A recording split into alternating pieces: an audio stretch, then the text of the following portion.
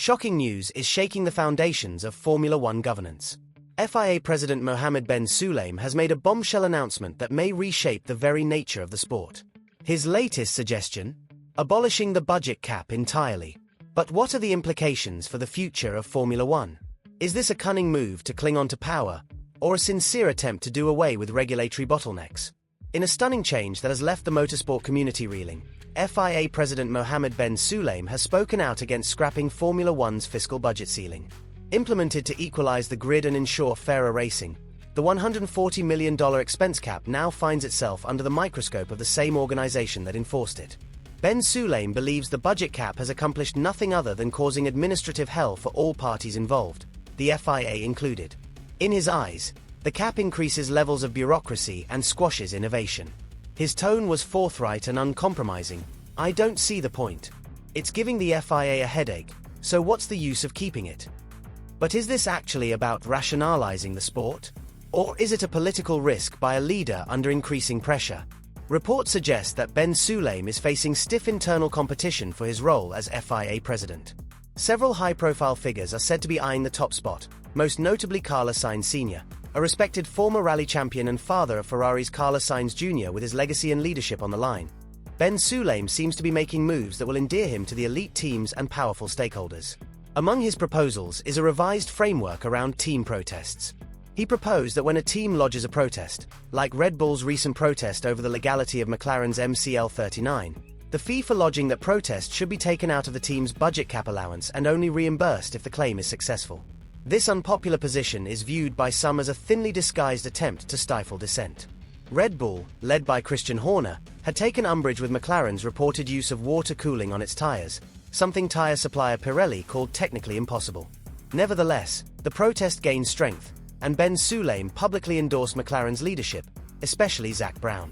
However, behind the scenes, political pressure is mounting. Carlos Sainz Sr. has set himself up as a serious rival for the FIA presidency. With years of experience and an intimate knowledge of the structure of the sport, Sainz feels the moment is appropriate to take on a leadership position. In an honest remark, he stated, "This thought has been in my head for some time. Now seems the time. I have the experience, and I feel I can construct a solid team that will work for the sport." Concerns have been raised about potential conflicts of interest, given that his son is an active Formula One driver. However, Sainz Sr. dismissed these concerns, stating, "My son is a professional, and I will step back from any role that could affect his career.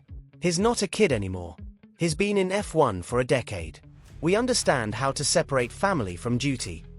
As the leadership race intensifies, Ben Sulayem has started to tackle long-standing complaints against his regime. One of his recent moves is revisiting Appendix B of the FIA's International Sporting Code, a part that defines accessibility and conduct standards in FIA championships. Speaking in response to consistent feedback from drivers, he said, "Being a former rally driver, I understand their problems. We need to improve our rules to suit today's needs. Endless improvement has always been my philosophy." But many in the paddock are not impressed. Lewis Hamilton, who has long been critical of Ben Sulayem since the 2022 dual-ban fiasco, remains unconvinced. When it happened, Hamilton made his objections to the regulation known by competing in the Miami Grand Prix while wearing all of his jewelry, referring to it as a regression for the sport.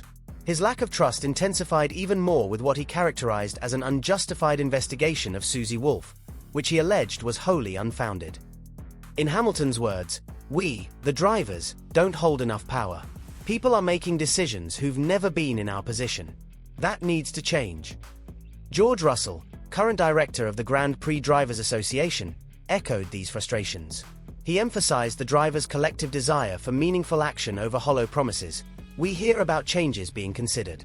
But consideration means nothing if nothing changes. We're asking for results, not rhetoric." Criticism is not just from the drivers. A number of former senior FIA officials have finally spoken out, describing a disturbing picture of dysfunction at the top. Reid, the former FIA deputy president for sport, quit in protest of a fundamental breakdown in governance standards. His resignation sent shockwaves throughout the sport, prompting serious questions about the health of the organization internally. And then there is Natalie Robyn, the ex-CEO of the FIA, who broke her 18-month silence recently with scathing disclosures. She alleged that the organization is plagued with structural challenges, a lack of professional procedures, and the exclusion of key stakeholders from major decisions. These are not complaints in passing. These are symptomatic of deeper flaws that require reform on a priority basis. Former FIA race director Tim Meyer also faulted Ben Sulayem's top-down leadership approach. His priority? The strange enforcement of swearing penalties. In Meyer's view, Ben Sulayem advocated for tougher penalties without wider consultation, using his staff to circumvent steward oversight. He pointed out, the president felt that drivers needed to be disciplined for even mild cussing. That was his view, and he communicated it through back channels. Whether that's technically just is one thing, but whether it's shrewd policy is another. With these growing controversies, Ben Sulayem's suggestion to scrap the budget cap is perhaps the least of his concerns. The greater concern is whether he can maintain credibility and support within the FIA, or if this suggestion is merely a desperate attempt to appease leading teams. Nevertheless, let us not downplay the importance of scrapping the budget cap. It would enable money-leading teams, such as Red Bull, Mercedes, and Ferrari, to spend freely. The reintroduction of an open checkbook period could readily exacerbate the performance gap, negating years of work toward grid parity. While fans may relish quicker development and extreme overhauls, the long-term danger is that the sport would again be a two-horse affair, with midfield and backmarker teams being unable to keep up. Ironically, the budget limit has made F1 more fiscally resilient. Under its constraints, the teams have become profitable enterprises for the first time in decades, and the sport is more attractive to sponsors and investors. If the cap were removed, that fiscal model might disintegrate very rapidly. So, what's actually driving this drive? Others in the know, however, think Ben Sulayem's actions are calculated not for the future well-being of the sport, but for short-term political survival. With veteran names such as Carlos Sainz Sr. gaining ground and former FIA insiders publicly questioning the leadership of the president, the pressure is most definitely on. The question now is this: will Ben Sulayem's radical tactics earn him another term as FIA president, or speed his exit? And most importantly, if the leadership does change, what is the future in store for Formula One?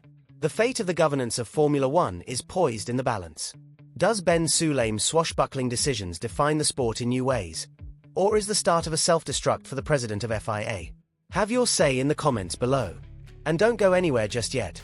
Take a look at what's coming next on your screen for further incisive breaking F1 insights. Thanks, and we will see you all in the next video.